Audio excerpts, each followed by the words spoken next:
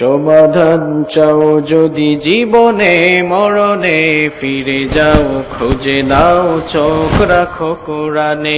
সমাধান চাও যদি জীবনে মরণে, ফিরে যাও খুঁজে নাও চোখ রাখো কোরআনে। If you want a solution in here and hereafter, go back, have a look on the Holy Quran. সমাধান চাও যদি জীবনে মরণে, ফিরে যাও খুঁজে নাও চোখ রাখো কোরআনে। তবেই পাবে সুখ শান্তির ঠিকানা, তবেই পাবে সুখ শান্তির ঠিকানা, যদি মেনে নাও তুমি মনে প্রাণে সমাধান। সমাধান চাও যদি জীবনে মরণে, ফিরে যাও খুঁজে নাও চোখ রাখো কোরআনে। If you want a solution in here and hereafter, go back, have a look on the Holy Quran. সমাধান চাও যদি জীবনে মরণে, ফিরে যাও খুঁজে নাও চোখ রাখো কোরআনে। এ যে চির অম্লান চির মুক্তির ডাক, এ যে মহাবাণী খোদাই কালামে পাক। এ যে চির অম্লান চির মুক্তির ডাক, এ যে মহাবাণী খোদাই কালামে পাক।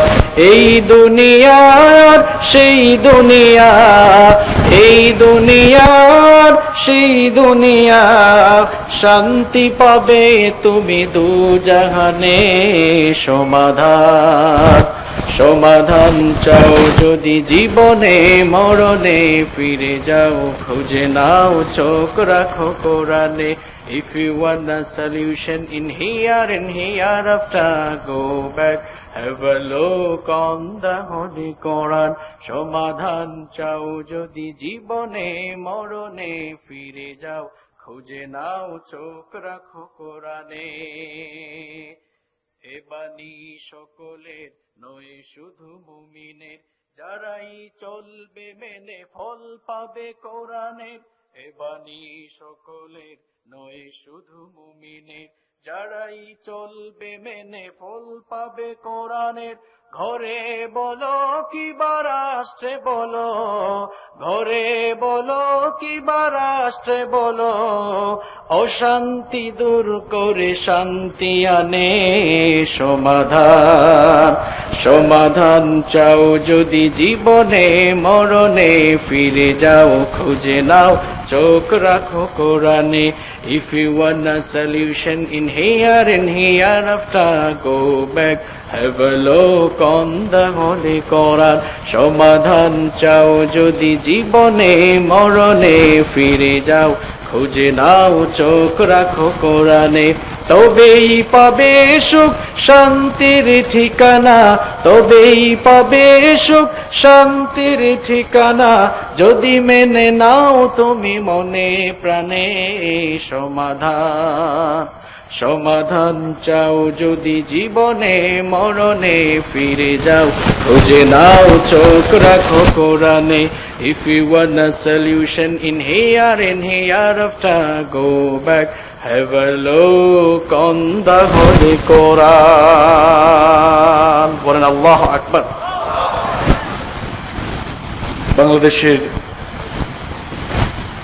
অত্যন্ত সুপরিচিত, স্বনামধন্য এবং ঐতিহ্যবাহী কক্সবাজার জেলার সদর উপজেলার ইসলামাবাদ ইউনিয়নের ইউসুফের খেল সিরাত কমিটির উদ্যোগে আয়োজিত 3 দিন ব্যাপী ঐতিহাসিক তাফসীরুল কোরআন মাহফিলের আজকের প্রথম দিবসের মুহতারাম শ্রদ্ধাভাজন সভাপতি, বিশিষ্ট আলেমে দ্বীন হযরত মাওলানা নূরুল ইসলাম আতালাল্লাহু উমরাহু ওয়া বারাকাল্লাহু ফি হায়াতিহি, আমরা সবাই বলি আমিন।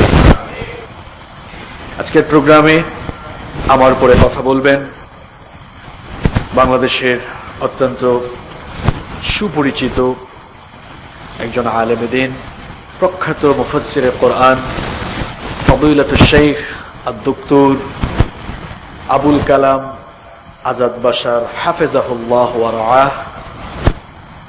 তিনি আপনাদের সামনে আমার উপরে কথা বলবেন ইনশাআল্লাহ। মঞ্চে বসা অত্র এলাকার সম্মানিত এবং বিশিষ্ট ব্যক্তিবর্গ, সম্মানিত উলামায়ে কেরাম, উপস্থিত বিভিন্ন রাজনৈতিক দলের সম্মানিত নেতৃবৃন্দ, সামাজিক নেতৃবৃন্দ, আমার সামনে বসা অত্র এলাকার পার্শ্ববর্তী এবং দূর দূরান্ত থেকে আগত আল্লাহর দ্বীন প্রেমী, কোরআন প্রেমী সর্বস্তরের তাওহীদি জনতা, যুগে যুগে আল্লাহর জমিনে আল্লাহর দ্বীনকে প্রতিষ্ঠার জন্য যারা সবচাইতে বেশি অগ্রণী ভূমিকা পালন করেছেন, আমার সম্মানিত যুবক এবং তরুণ ভাইয়েরা, স্কুল, কলেজ, ইউনিভার্সিটি এবং বিভিন্ন মাদ্রাসা পড়ুয়া আমার প্রাণ প্রিয় মেধাবী ছাত্র ভাইয়েরা, মহিলা প্যান্ডেল থেকে এবং ঘরে বসে যারা শুনছেন, শ্রদ্ধেয়া সম্মানিতা মা এবং বোনেরা, সম্মানিত ইউসুফের খিলবাসী, প্রাণ প্রিয় কক্সবাজারবাসী, আপনারা সবাই কেমন আছেন? আলহামদুলিল্লাহ, আমিও আল্লাহর রহমতে ভালো আছি। এই কনকনে ঠান্ডার মধ্যে আমাদেরকে অত্যন্ত দয়া করে, করুণা করে, বাছাই করে এই জান্নাতে আয়োজনে এসে শামিল হওয়ার তৌফিক দিলেন কে? আল্লাহর নাম বলতে আপনাদের কষ্ট হয়, লজ্জা লাগে? ঠান্ডা কি আপনাদেরকে ধরেছে নাকি আপনারা ঠান্ডাকে ধরেছেন? কোনটা? আপনাদেরকে ধরে ফেলছে না? আচ্ছা, কোরআনের আলোচনা শুনতে এসেছেন, যতক্ষণ আমরা শুনবো ততক্ষণ ঠান্ডাকে আপনারা ধরতে হবে। পারবেন তো? বসতে কষ্ট হচ্ছে আপনাদের? আমি তো আসার সময় দেখলাম মাটিগুলো কেমন জানে, খুব শক্ত শক্ত, আমার উপরের দিকে একটু খাড়া করা, তাই না? কষ্ট হচ্ছে আপনাদের? আজকে মাহফিল শুরু হয়েছে, কমিটির ভাইরা আগামীকাল থেকে বসার একটা ব্যবস্থা করবেন, নিচে খড় দিতে পারেন, তাহলে আমাদের যে সকল ভাইরা আসবেন এখানে তারা একটু আরাম করে বসতে পারবেন ইনশাআল্লাহ। সবাই বলেন ইনশাআল্লাহ। আমরা যারা মাহফিলে আসতে পেরেছি, আসুন আমরা আল্লাহর শুকরিয়া জানাই, সকলেই পড়ি আলহামদুলিল্লাহ। সম্মানিত ভাইয়েরা, সময় যেহেতু খুব সংক্ষিপ্ত, আমি অপ্রাসঙ্গিক কোনো কথাবার্তা না বলে সরাসরি কোরআন থেকেই আলোচনা শুরু করতে চাই ইনশাআল্লাহ। আলোচনায় চিৎকার, চেঁচামেচি, লাফালাফি, তাকবীর, ঠিক বেঠিক এইসব আবেগ বাদ দিয়ে চলুন আজকে আমরা একটু বাস্তবিক জীবন পরিবর্তনমূলক কিছু কথা শোনার চেষ্টা করি। আল্লাহ আমাদেরকে তৌফিক দান করেন। নীরবতার সাথে যতক্ষণ শুনব শিক্ষণীয় কিছু কথাবার্তা, জীবন গঠন এবং জীবন পরিবর্তনে ভূমিকা রাখে এমন কিছু লেসন নিয়ে আমরা যেন আজকের এই তাফসীরের এই প্রোগ্রাম থেকে বাসায় ফিরতে পারি, আল্লাহ তাআলা আমাদেরকে সেই তৌফিক দান করেন। এটা যেহেতু কোরআনে কারীমের তাফসীরের প্রোগ্রাম, এজন্য সরাসরি আমরা কোরআন থেকেই আলোচনা শুরু করব ইনশাআল্লাহ।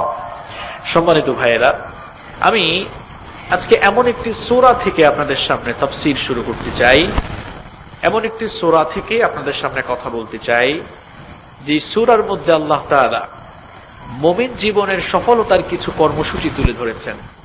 মুমিন জীবনের সফলতার কর্মসূচি তুলে ধরে যে সকল কোয়ালিটি সেখানে বর্ণনা করা হয়েছে, ওই সকল কোয়ালিটি অর্জনকারী মুমিনদের ব্যাপারে আল্লাহ তাআলা ওয়াদা করে বলেছেন যে এই কোয়ালিটিগুলো যারা অর্জন করবে আমি তাদেরকে জান্নাতুল ফেরদাউসের মেহমান বানিয়ে দিব।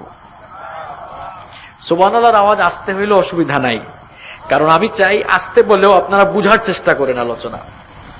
প্রিয় ভাইয়েরা, আমি যদি আপনাদেরকে প্রশ্ন করি what do you mean by success, বা what's the definition of success, সফলতার সংজ্ঞা কি, সফলতা বলতে আপনারা কি বুঝেন, হয়তো আপনারা এক একজন এক এক দৃষ্টিকোণ থেকে সফলতাকে আপনারা ডিফাইন করবেন। আপনারা কেউ কেউ ভাবেন যে দুনিয়াতে যা টাকা পয়সা, ক্ষমতা, প্রভাব, প্রতিপত্তি, আধিপত্য যার যত বেশি সে সফল তত বেশি। এটা আপনাদের দেওয়া ডেফিনেশন, এটা আপনাদের দেওয়া সফলতার পরিচয়। কিন্তু আল্লাহ তাআলা বলছেন প্রকৃতপক্ষে সেই মানুষ সফল যে দুনিয়া নামক ক্ষণস্থায়ী এই মুসাফির খানায় এসে আখিরাতকে সামনে রেখে আখিরাতমুখী জান্নাত উপযোগী একটি জীবন গঠন করে কিয়ামতের দিন যারা জাহান্নামের আগুন থেকে বেঁচে জান্নাত লাভ করতে পারে, সেই লোকটাই প্রকৃতপক্ষে সফল, সেই লোকটাই সাকসেসফুল। দুনিয়াতে আপনার প্রচুর টাকা, গাড়ি বাড়ি, ইন্ডাস্ট্রি, ক্ষমতা, এমপি, মিনিস্টার সবকিছুই আপনি অর্জন করলেন, কিন্তু শেষ পর্যন্ত লোকটা জাহান্নামের আগুনে চলে গেল। আপনারা কি এই লোকটাকে সফল বলবেন নাকি ব্যর্থ বলবেন? মাশাআল্লাহ, বুঝতে পেরেছেন আপনারা। তাহলে প্রকৃত সফলতাটা কি? আল্লাহ তাআলা কোরআনে কারীমে বলছেন, ফামান যুহজিহা আনিন নার ওয়া উদখিলাল জান্নাতা ফাকাদ ফাজ। আল্লাহ তাআলা বলছেন, আসলে যেই লোকটা আল্লাহ তাআলার জাহান্নামের আগুন থেকে বেঁচে জান্নাতে ঢুকতে পারলো, ওই লোকটাই হচ্ছে সাকসেসফুল, ওই লোকটাই হচ্ছে সফল। তাহলে আমরা সবাই সফল হতে চাই কি চাই না? আওয়াজ বাড়তেছে, তাই না? আমরা সবাই সফল হতে চাই কি চাই না? কারা কারা সফল হতে চান না একটু হাত তুলেন তো। অসুবিধা নাই, যারা হাত তুলেছে কেউ কিন্তু বুঝে তুলে নাই, না বুঝে হাত তুলছে, আবেগের ঠেলায়, জুসের ঠেলায় হুঁশ হারিয়ে ফেলছে। ওনারা তালে তালে থাকতে থাকতে বেতাল হয়ে গিয়েছে। যারা হাত তুলেছে ভুল করে হাত তুলেছে, কোনো অসুবিধা নেই, কারণ আল্লাহ তাআলা মানুষের বাহিরেরটা নেন না, আল্লাহ তাআলা মানুষের ভেতরেরটা নেন। সুবহানাল্লাহ। আসলে প্রকৃতপক্ষে আমরা সবাই সফল হতে চাই, সবাই জান্নাতে যেতে চাই। চোর ডাকাত সেও কিন্তু জান্নাতে যাওয়ার আশা করে, জাহান্নামে কেউ আসলে যেতে চায় না।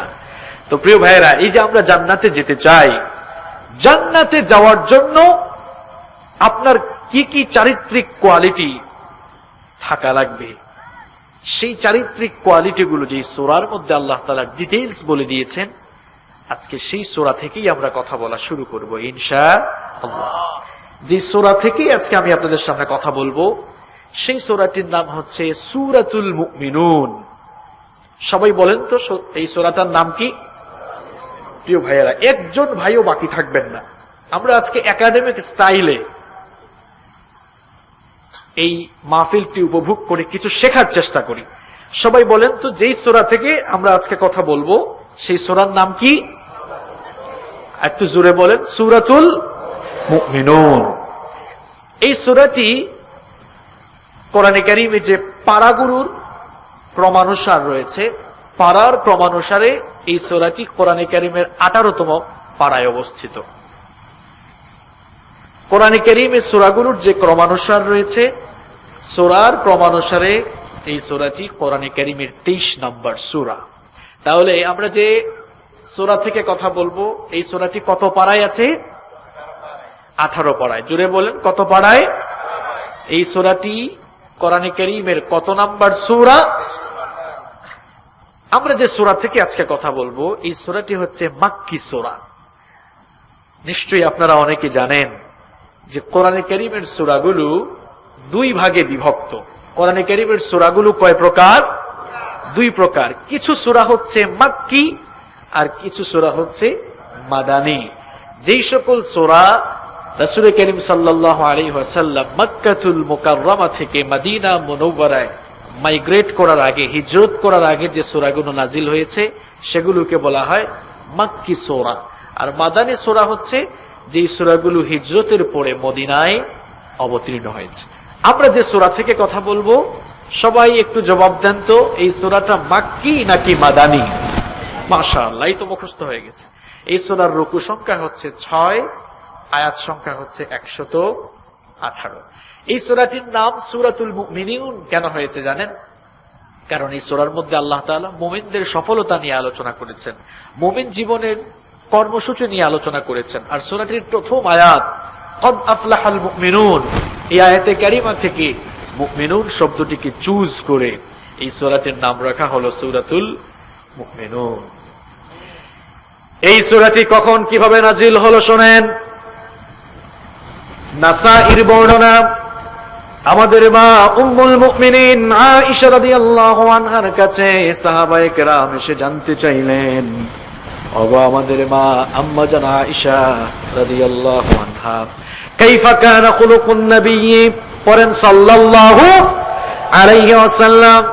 তারা জানতে চাইলেন, ওগো আমাদের মা আমার নবীর চরিত্র কেমন ছিল, আমাদের নবীর চরিত্রের ব্যাপারে আপনি কি আমাদেরকে জানাবেন কিনা? আম্মা জানা আয়েশা রাদিয়াল্লাহু আনহা তখন জবাব দিলেন, ও আল্লাহর রাসূলের সাহাবীরা, তোমরা কি কোরআনে কারীম তেলাওয়াত করো না? কোরআন কি দেখো না? কোরআন কি পড়ো না? কারণ কোরআনে কারীমের শুরু থেকে শেষ পর্যন্ত গোটা কোরআনের বাস্তব নমুনা হচ্ছেন আমার নবী সাল্লাল্লাহু আলাইহি ওয়াসাল্লাম। সুবহানাল্লাহ। তোমরা কি কোরআন পড়ো না? কোরআনের বাস্তব নমুনাই তো তিনি ছিলেন কোরআনের বাস্তব নমুনা, তিনি ছিলেন প্র্যাকটিক্যাল কোরআন। তবে তোমরা যেহেতু আমার কাছে আমার নবীর চরিত্র সম্পর্কে জানতে চেয়েছো, ভালো করে শোনো। আমার নবীর চরিত্রের প্রধান প্রধান যে কোয়ালিটি গুলো ছিল, আমার নবীর চারিত্রিক দিকগুলোর প্রধান প্রধান কোয়ালিটি গুলো আল্লাহ পাক কোরআনে কারীমে সূরাতুল মুমিনুনের শুরুতে সুন্দর করে তুলে দিয়েছেন। সুবহানাল্লাহ। বিশ্ব নবীজির চরিত্রের প্রধান প্রধান দিকগুলো যেই সূরায় বর্ণিত হয়েছে, সেই সূরাটির নাম কি? সূরাতুল মুমিনুন। এই সূরা থেকেই আজকে আমরা কথা বলবো ইনশাআল্লাহ। তিরমিজি শরীফের হাদিস, সাইয়েদনা ওমর ইবনুল খাত্তাব রাদিয়াল্লাহু আনহু বলেন, বিশ্বনবী সাল্লাল্লাহু আলাইহি ওয়াসাল্লামের কাছে যখন সূরাতুল মুমিনুনের প্রথম 10টি আয়াত অবতীর্ণ হয়, আমি আল্লাহর নবীর সামনে উপস্থিত ছিলাম। বিশ্বনবী সাল্লাল্লাহু আলাইহি ওয়াসাল্লামের উপরে যখন ওহী নাযিল হতো, তার চেহারার মধ্যে পরিবর্তন দেখা দিত। কয়েক অবস্থায় বিশ্বনবীর উপরে ওহী নাযিল হতো। আমার নবীর উপরে যখন এই আয়াতগুলো অবতীর্ণ হচ্ছে, মৌমাছির গুঞ্জনের মতো আওয়াজ ধ্বনিত হতে লাগলো। সাইয়েদনা ওমর ইবনুল খাত্তাব রাদিয়াল্লাহু আনহু বললেন, এই অবস্থা দেখে আমরা বুঝতে পারলাম বিশ্বনবী সাল্লাল্লাহু আলাইহি ওয়াসাল্লামের উপরে বোধহয় ওহী নাযিল হচ্ছে। এই জন্য আমরা নিশ্চুপ হয়ে গেলাম। কিছুক্ষণ পর এই আয়াতগুলো নাযিল হওয়া শেষ হওয়ার পর বিশ্বনবী সাল্লাল্লাহু আলাইহি ওয়াসাল্লাম কিবলামুখী হয়ে বসে এবার তিনি দোয়া শুরু করে দিলেন, আল্লাহুম্মা জিদনা ওয়া লা তানকুসনা ওয়া আকরিমনা ওয়া লা তুহিন্না ওয়া আ'তিনা ওয়া লা তাহরিমনা ওয়া আতিরনা ওয়া লা তুআতির আলাইনা ওয়া আরদিনা ওয়ারদা আন্না। বিশ্বনবী সাল্লাল্লাহু আলাইহি ওয়াসাল্লাম দোয়া করলেন, ওগো আল্লাহ, আমাদেরকে বেশি করে দান করো, বেশি করে দাও, কম করে দিও না। আমাদেরকে সম্মানিত করো, আমাদেরকে অপমানিত করো না। তুমি আমাদেরকে দান করো, আমাদেরকে বঞ্চিত করো না। অন্য কেউ যেন আমাদের উপরে প্রভাব বিস্তার না করে, বরং আমরা যেন অন্যদের উপরে প্রভাব বিস্তার করতে পারি। আমাদের উপরে তুমি সন্তুষ্ট হয়ে যাও, আর তোমার উপরে আমাদেরকে সন্তুষ্ট রাখো। বলেন আমিন। এই দোয়াটা শেষ করেই বিশ্বনবী সাহাবীদের দিকে মুখ করে বললেন, ও আমার সাহাবীরা, শোনো শোনো, ইতিমধ্যে আল্লাহ পাক আমার উপরে এমন কিছু আয়াত নাজিল করেছেন, যে আয়াতের ভেতরে আল্লাহ তাআলা মুমিনদের এমন কিছু কোয়ালিটি তুলে ধরেছেন। এই সকল কোয়ালিটি গুলো যদি তোমরা তোমাদের জীবনে অর্জন করতে পারো, আল্লাহ পাক ওয়াদা করেছেন, আল্লাহ পাক তোমাদেরকে জান্নাতুল ফেরদাউসের মেহমান বানিয়ে দিবেন। আরো আস্তে বলেন সুবহানাল্লাহ। এরপরে বিশ্বনবী সাল্লাল্লাহু আলাইহি ওয়াসাল্লাম সাহাবীদের সামনে তার উপরে নাজিল হওয়া এই আয়াতগুলো তেলাওয়াত করে শুনিয়ে দিলেন, قد أفلح المؤمنون الذين هم في صلاتهم خاشعون والذين هم عن اللغو معرضون والذين هم للزكاة فاعلون والذين هم لفروجهم حافظون إلا على أزواجهم أو ما ملكت أيمانهم فإنهم غير ملومين فمن ابتغى وراء ذلك فأولئك هم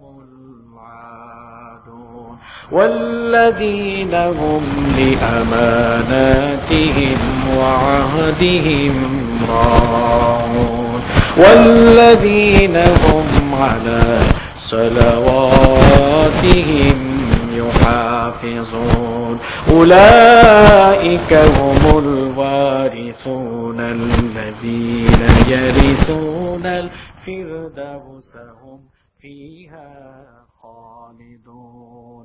আল্লাহর নবী এই আয়াতগুলো তেলাওয়াত করে শোনালেন। অবশ্যই মুমিনরা সফল কাম হয়েছে। কোন সকল মুমিনরা?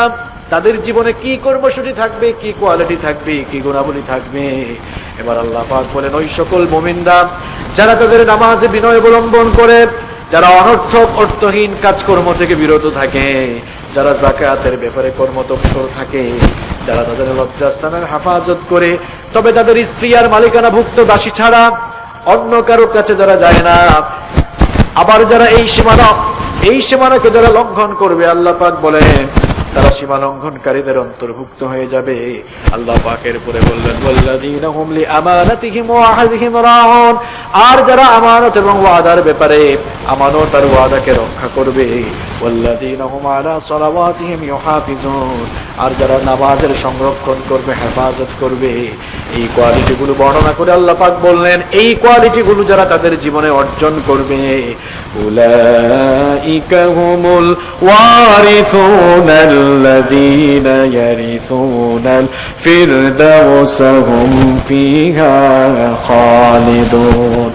বাবা মারা যাওয়ার পর ওই বাবার সন্তানগুলো যেমন বাবার সম্পদের ওয়ারিস অটোমেটিক্যালি হয়ে যায়, এই সূরার শুরুতে বর্ণিত কোয়ালিটিগুলো যারা অর্জন করতে পারবে, তারাও ঠিক তেমনি ভাবে আল্লাহর জান্নাতুল ফেরদাউসের ওয়ারিস হয়ে যায়। আরো আস্তে বলেন সুবহানাল্লাহ। আপনি ঘুমাচ্ছেন নাকি? জীবন পরিবর্তনের সব কথা চলে যাচ্ছে, আপনি ঘুমাচ্ছেন না? আমার রাসূল এই আয়াতগুলো নাযিল হওয়ার পর সাহাবীদেরকে ডেকে বললেন, আমার সাহাবীরা শোনো, আল্লাহ তাআলা এমন কিছু আয়াত নাযিল করলেন, এই আয়াতে আল্লাহ তাআলা যে চারিত্রিক গুণাবলীর কথা বলছেন, এগুলো অর্জন করো। আল্লাহ ওয়াদা করছেন তোমাকে জান্নাতুল ফেরদাউসের ওয়ারিস বানাবেন। প্রথম আয়াতে আল্লাহ তাআলা বলছেন, ক্বাদ আফলাহাল মুমিনুন, successful indeed are the believers. অবশ্যই সফল কাম হয়েছে মুমিনরা। বুঝে থাকলে জবাব দেন, অবশ্যই সফল কাম হয়েছে কারা? কারা? এবার আপনাদের কাছে আমার প্রশ্ন হলো, মান হুমুল মুমিনুন হাক্কা? প্রকৃত মুমিন কারা? কালেমা পড়ে আর বাপ দাদা গরু খাইতো বলে সেও গরু খায়, এটা কি মুসলমান? তাহলে মুসলমান কে? মুমিন কে?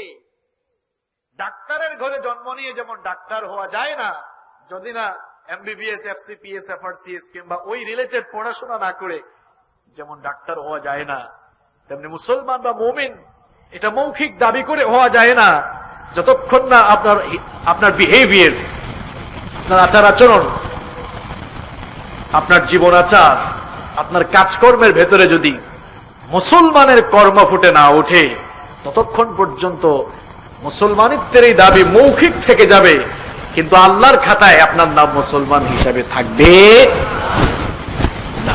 প্রকৃত মুসলমান কারা?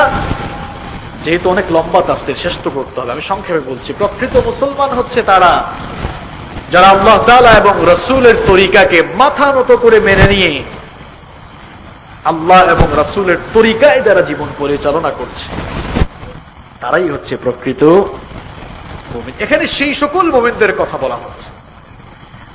কারণ কোন সময়ে এই আয়াতগুলো নাজিল হচ্ছে এটা আপনাকে মনে রাখতে হবে। এমন সময় আল্লাহ তাআলা বিশ্বনবীর উপরে এই সূরাগুলো, এই আয়াতগুলো নাজিল করছেন যখন মক্কায় ঈমানের কথা বললে মারপিট আছে না নাই?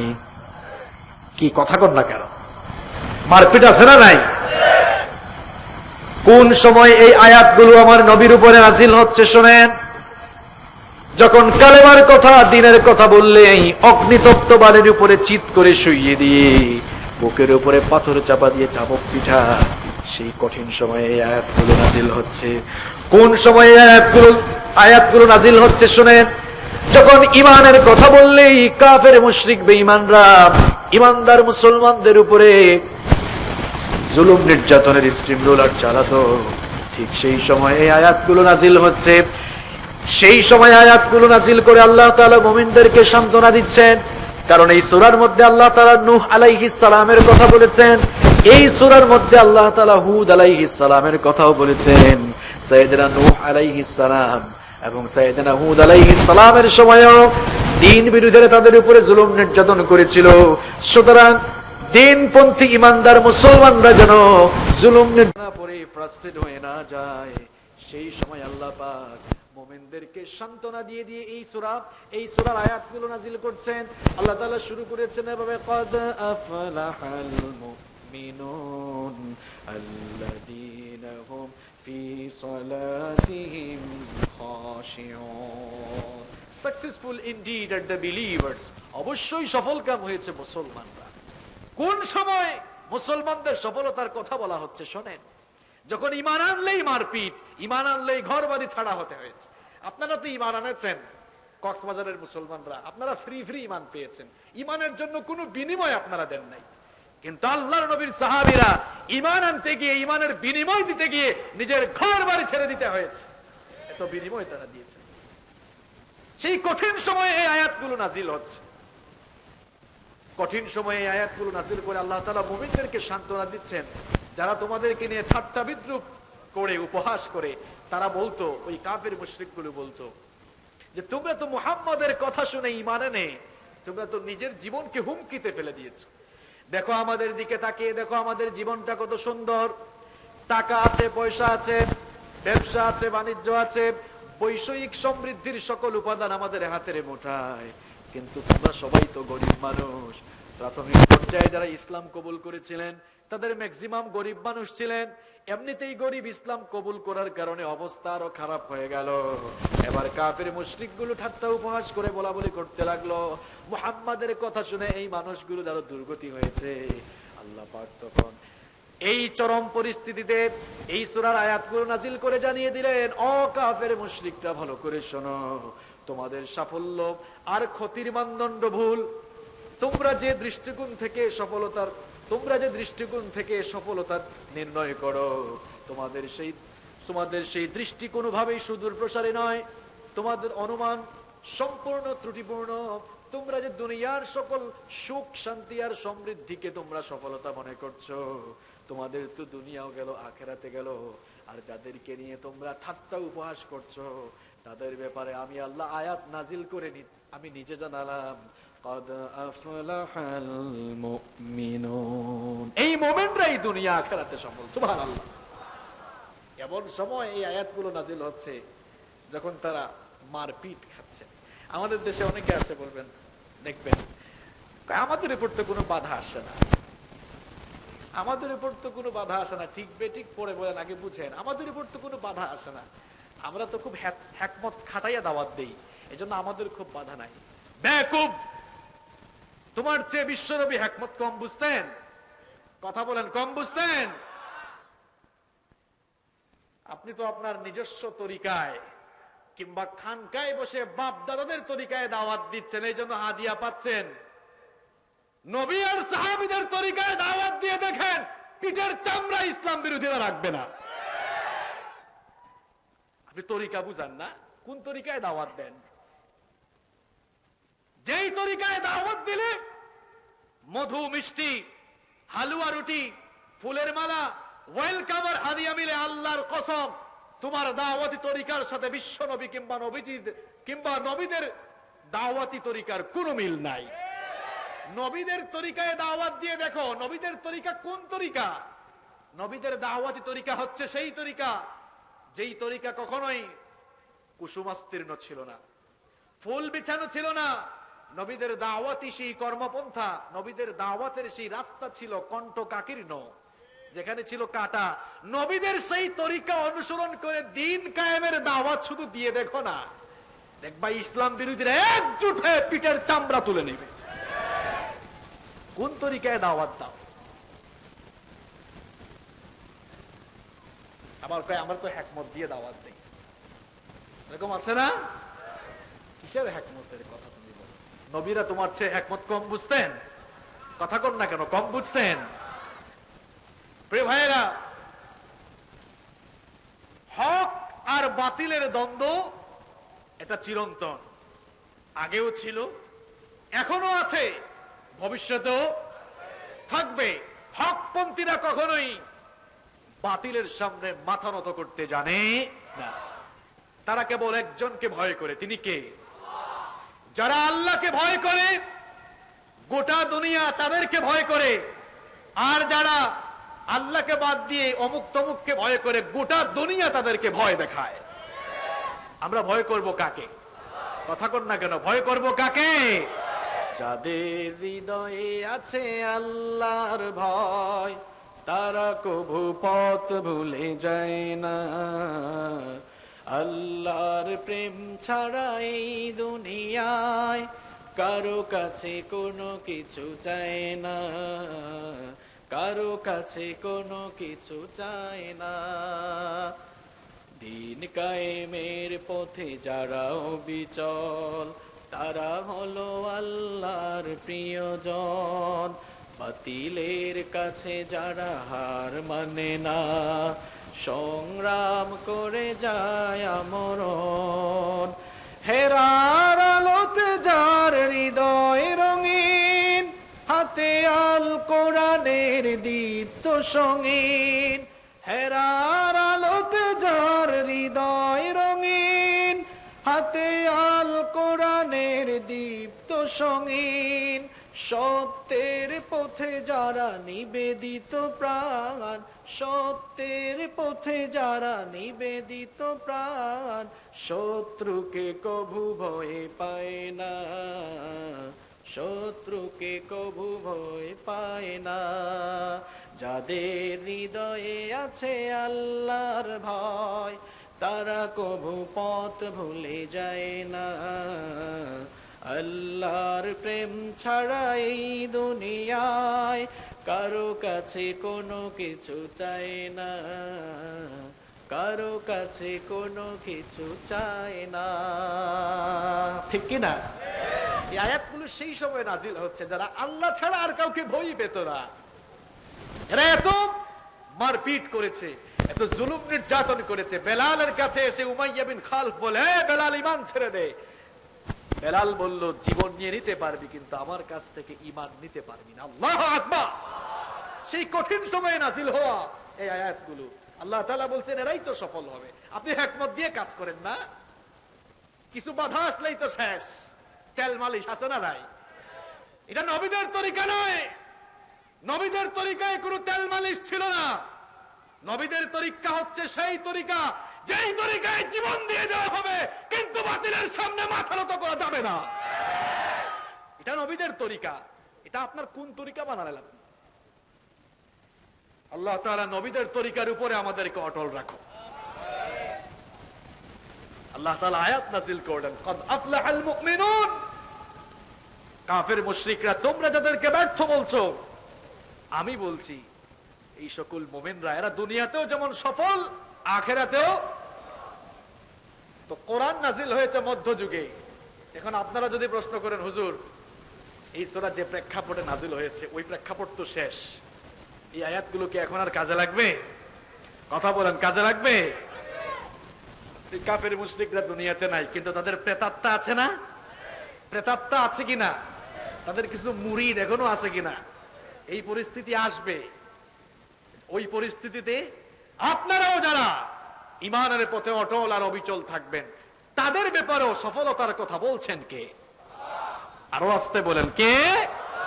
এবার আল্লাহ তাআলা বলছেন, যেই সকল মুমিনদের সফলতার কথা আমি বলছি, এই সকল মুমিনদের মধ্যে কিছু কোয়ালিটি থাকা চাই, কিছু গুণাবলী থাকা চাই।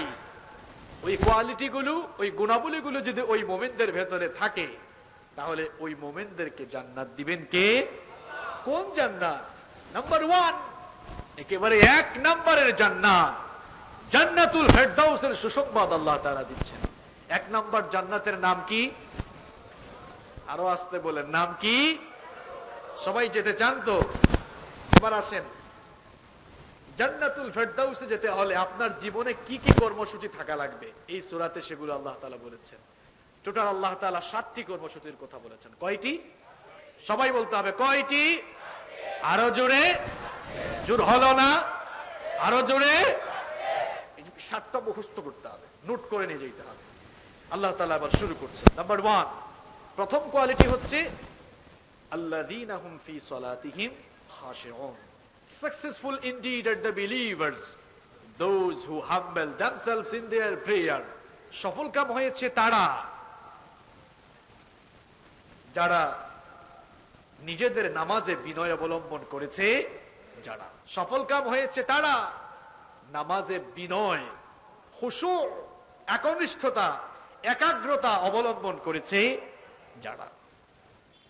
আল্লাহ তাআলা বললেন সফলকাম মুমিনদের প্রথম কোয়ালিটি হতে হবে তারা যে নামাজ আদায় করবে তাদের নামাজে খুশুও থাকতে হবে। এখন প্রশ্ন হচ্ছে হুজুর খুশু এইটা আবার কি? এই খুশু এর কথা বিশ্বনবী ১৫০০ বছর আগেই বলে গিয়েছেন। ১৫০০ বছর আগের সেই সতর্কবাণী আজ যেন খুব সুন্দর করে বাস্তবায়িত হচ্ছে, প্রতিফলিত হচ্ছে, আমরা দেখতে পাচ্ছি।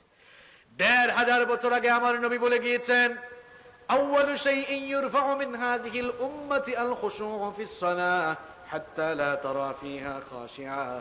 ১৫০০ বছর আগে আমার নবী সাবধান করে গিয়েছেন আখিরি জামানায় এমন একটা সময় আসবে যখন আমার উম্মতের নামাজি মানুষগুলোর মধ্য থেকে নামাজের খুশু বিষয়টি উঠে যাবে। মসজিদে ঢুকলে প্রচুর মুসল্লি পাওয়া যাবে, কিন্তু খুশুয়ের সাথে নামাজ আদায়কারী মুসল্লিদের সংখ্যা বড় কমে যাবে। মসজিদে প্রচুর মুসল্লি থাকবে, দেখা যাবে ঠুক ঠুক করে রুকু আর সিজদা দিয়ে দিয়ে চলে যাচ্ছে। লাইনের পর লাইন মুসল্লি, কাতারের পর কাতার মুসল্লি। আল্লাহ নবী ১৫০০ বছর আগে বলে গিয়েছেন কাতারে কাতার থাকবে, কিন্তু খুশুয়ের সাথে সালাত আদায়কারীর সংখ্যা খুব কম হবে। খুশুটা কি? এটি আরবি শব্দ, এর বাংলা অর্থ হচ্ছে ভীত হওয়া, বিনয়ী হওয়া, অবনত হওয়া, ঝুঁকে পড়া ইত্যাদি অর্থে ব্যবহার হয়। খুশু এটি দুটি অবস্থার সাথে সম্পর্কিত। একটি হচ্ছে আপনার দিলের খুশু, অন্তরের খুশু, আর আরেকটি হচ্ছে বাহ্যিক খুশু বা আপনার বাহিরের খুশু। আপনার দিলের খুশুটাই হচ্ছে আসল, কারণ অন্তরে যদি খুশু না থাকে তাহলে বাহ্যিক ভাবে তার বহিঃপ্রকাশ ঘটে না। দিলের খুশু হচ্ছে কাউকে ভয় করে, কারো প্রতাপের ভয়ে, কারো শ্রেষ্ঠত্বের ভয়ে, কারো আধিপত্যের ভয়ে নত হয়ে তার সামনে ঝুঁকে পড়া। অফিসের বসের সামনে দেখছেন কিরকম নত জানু থাকে? যে কোম্পানিতে চাকরি করে কোম্পানির বসের সামনে খুব অনুনয় বিনয় করে দাঁড়ায়, আর আল্লাহর সামনে যখন নামাজে দাঁড়ায় এমন মুসল্লি নামাজে দাঁড়িয়েই অঙ্গ প্রত্যঙ্গ নিয়ে খেলাধুলা শুরু করে, কাপড় টানাটানি করে, ঘড়ির টাইমের দিকে তাকায়, একটু দেরি হইলে পেছন থেকে সিগন্যাল মারে। আপনাদের এলাকায় এমন মুসল্লি আছে? হ্যাঁ মুসল্লি ভাই, আল্লাহ তাআলা বলছেন এই নামাজ কোনো কাজে আসবে না। Keep in your mind, fearless সালাত হ্যাজ নো ভ্যালু। খুশুবিহীন সালাতের কোনো দাম আল্লাহর কাছে। খুশুয়ের সাথে সালাত আদায় করতে হবে। ১৫০০ বছর আগে আমার নবী বলে গিয়েছেন প্রচুর মুসল্লি থাকবে, টুপি থাকবে, দাড়ি থাকবে, মুসল্লিও থাকবে, কিন্তু খুশুয়ের সাথে সালাত আদায়কারী মুসল্লির সংখ্যা বড় কমে যাবে। নামাজে খুশুয়ের পরিপন্থী বিষয় কি? খুশুয়ের পরিপন্থী বিষয়গুলো হচ্ছে এই যে নামাজে দাঁড়িয়ে অঙ্গ প্রত্যঙ্গ নিয়ে খেলাধুলা করা, চুলকানি বাড়ানো। দেখবেন কিছু মুসল্লি আছে মশায় কামড় দিলে ইস মশায় কামড়াইছে, আছে না? এগুলো নামাজের খুশুয়ের পরিপন্থী বিষয়। রাসূল করিম সাল্লাল্লাহু আলাইহি ওয়াসাল্লাম লক্ষ্য করলেন এক লোক নামাজে দাঁড়িয়ে দাড়িকে এমন এমন করছে, খেলাধুলা করছে, খিলাল করছে। দেখবেন আমাদের দেশের মসজিদগুলোতেও এমন কিছু মুসল্লি পাওয়া যায় নামাজে ঢুকে এরকম দাঁড়িয়ে এরকম এরকম করে না? কি আপনারা করেন এগুলা? এই চিত্র দেখেই আল্লাহর নবী বললেন লাউ খাশাআত কলবাহু লা খাশিআত জাওয়ারিহু। এই লোকটার অন্তরে যদি আল্লাহর ভয় থাকতো তাহলে নামাজে দাঁড়িয়ে দাড়ি নিয়ে এরকম খেলতো না। আসলে লোকটার অন্তরেই খুশু নাই, আল্লাহর ভয়। কেউ কেউ আছে নামাজে দাঁড়িয়ে রুকু সাজদায় গেলে পেছন দিক দিয়ে দেখার চেষ্টা করে, দেখি তো কয় কাতার হইল, এরকম আছে কিনা? আমি এক মসজিদে একবার নামাজে দাঁড়ালাম। আমি নামাজে যখন জামাতে নামাজ চলছে, তো যখনই আমি নামাজ শুরু করব দেখলাম মুসল্লি আমার দিকে এমনি তাকায়। আমি বললাম কিও এদিকে কি? আমি তো বুঝতে পেরেছি লোকটার মনোযোগ নামাজে নাই। মাথা ধরে বললাম এইদিকে না, এইদিকে তাকাও, সামনের দিকে তাকাও। কিছু মুসল্লি এরকম আছে না?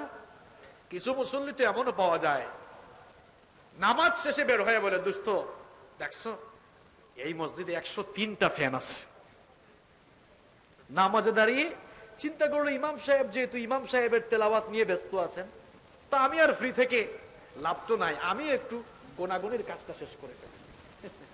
বুঝতে পেরেছেন? মসজিদে কয়টা লাইট আছে, ফ্যান আছে, মসজিদে কি আছে সব সে দেখে ফেললো। এটা কি নামাজ হইলো? কথা কর না কেন, এগুলো নামাজ হইলো? এই কাজগুলো কিন্তু আমরা করি, আপনারা করেন, এগুলো নামাজের খুশুর পরিপন্থী বিষয়। আপনাদের প্রশ্ন হচ্ছে হুজুর তো নামাজে খুশু থাকে না, কেন থাকে না? নামাজে খুশু না থাকার কারণ দুইটা। কারণ কয়টা? এক নাম্বার হচ্ছে নামাজ আপনি বুঝেন না, কি পড়েন নিজেই বুঝেন না, আর বুঝেন না বলেই মনোযোগ থাকে না। তাহলে প্রিয় ভাইয়েরা, আমরা যেহেতু সফল হতে চাই, জান্নাতি মুমিন হতে চাই, জান্নাতি মুমিন হতে হলে আপনার নামাজ সুন্দর হওয়া লাগবে। আপনার নামাজ সুন্দর হওয়া লাগবে, নামাজে খুশু থাকা লাগবে। এখন প্রশ্ন হচ্ছে হুজুর নামাজে তো খুশু নাই, এই খুশুটা পয়দা করব কিভাবে, খুশুটা নিয়ে আসবো কিভাবে? আমি আপনাদেরকে আজকে 5টা টিপস দিব, নামাজে খুশু আনয়নের জন্য 5টা টিপস দিব। কয়টা? সবাই বলেন কয়টা? এই 5টা টিপস নিয়ে বাড়ি যান, দেখবেন নামাজে মনোযোগ আর অন্যদিকে যাবে না। নাম্বার 1, 1 নাম্বার হচ্ছে নামাজটা বুঝার জন্য চেষ্টা করতে হবে। নামাজটাকে বুঝার জন্য চেষ্টা করতে হবে। আরে ভাই, নামাজে আপনার কনসেন্ট্রেশন অন্যদিকে কেন যায় আপনি কি জানেন না?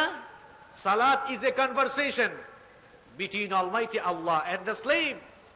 নামাজ হচ্ছে আল্লাহ আর আপনার কথা বলার জায়গা। সুবহানাল্লাহ বাড়ি গিয়ে বলিয়েন।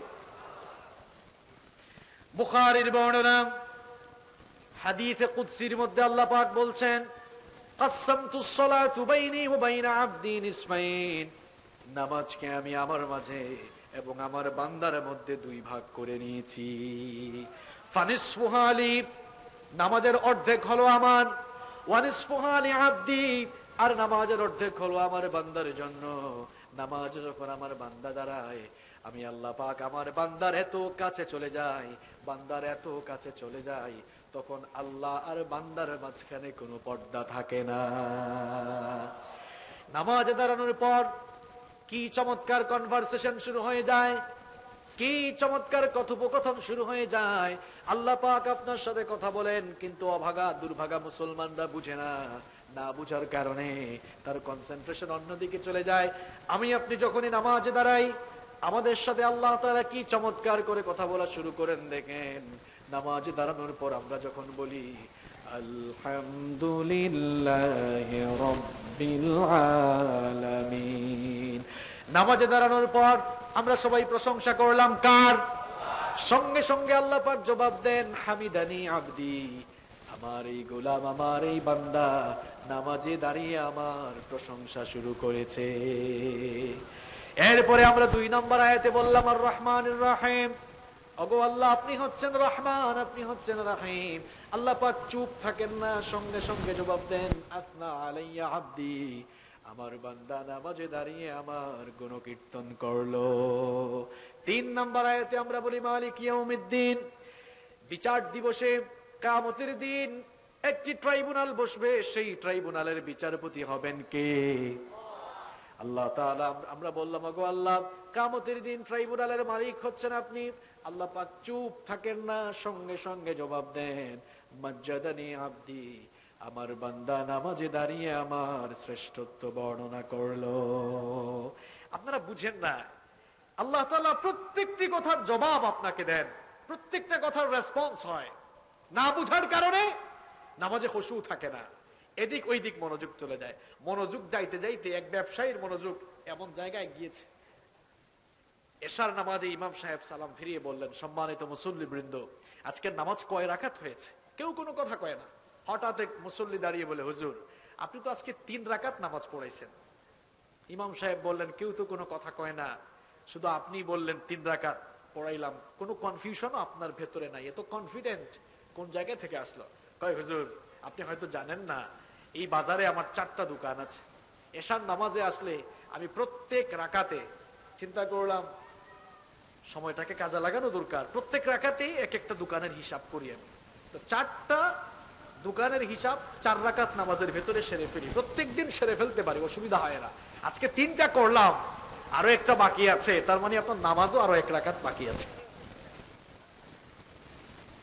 তো এই যে নামাজের বাহিরে কনসেন্ট্রেশন চলে যায়, নামাজের বাহিরে মনোযোগ চলে যাচ্ছে কেন?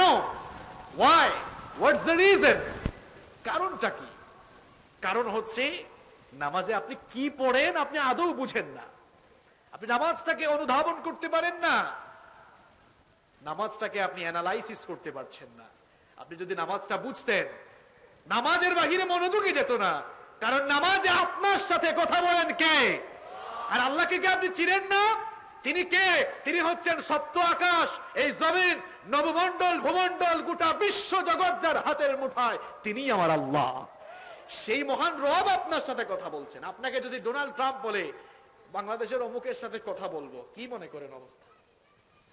ডোনাল্ড ট্রাম্প বাদ দেন, আমাদের মাননীয় প্রাইম মিনিস্টার শেখ হাসিনা যদি আপনার সাথে কথা বলতে চান, কথা বলা বাদ দেন, দেখবেন আপনারা তিনি যদি আসতে চান তাহলে রাজনৈতিক দলের লোকেরা কি গেটআপ টেটআপ নিয়ে এয়ারপোর্টে গিয়ে হাজির।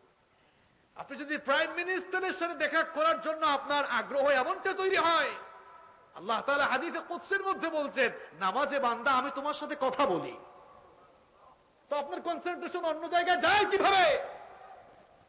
নিজের বিবেককে প্রশ্ন করেন। আপনি নামাজ তো বুঝেন না আপনি। এজন্য নামাজে মনোযোগ ফিরিয়ে আনতে হলে এক নাম্বার যে কাজটি করতে হবে, নামাজটাকে বুঝার জন্য চেষ্টা করতে হবে। কয়টা টিপসের কথা বলেছিলাম, খেয়াল ফেলছেন নাকি? 5টা। এক নাম্বার কি বললাম? নামাজটাকে বুঝার চেষ্টা করতে হবে। নাম্বার 2 নাম্বার হচ্ছে নামাজে খুশু ফিরিয়ে আনার জন্য, একাগ্রচিত্তে নামাজ আদায় করার জন্য আপনি যে কাজটি করবেন, when you stand for the salah, keep in your mind it's your final salah। যখনই আপনি নামাজে দাঁড়াবেন, অন্তরে এই ফিলিংস পয়দা করবেন, এটি হচ্ছে আপনার জীবনের শেষ নামাজ।